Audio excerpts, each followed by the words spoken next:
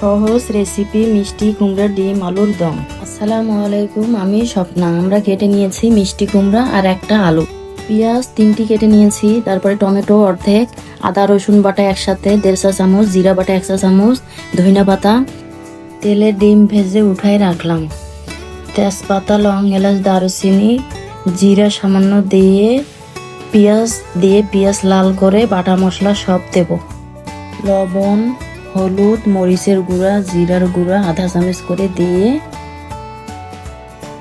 মশলা কষাবো।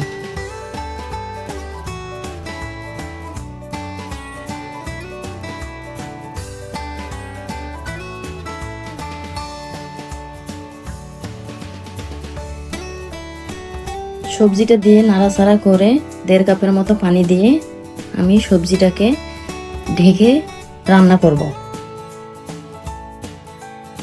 এখন আমি কিউব করা ডিম ঢেলে দিলাম, ডিম সহ একটু নেড়ে চেড়ে কষায় 1.5 কাপের মতো পানি অ্যাড করব। সবজির পানি শুকায় গেছে, এখন আমি ধনিয়া পাতা দিয়ে নামাই ফেলবো। বন্ধুরা, এটা আমার প্রথম ভিডিও, আশা করি তোমাদের ভালো লাগবে। আমি প্রতিদিন একটা করে নতুন ভিডিও তোমাদের মাঝে নিয়ে আসবো।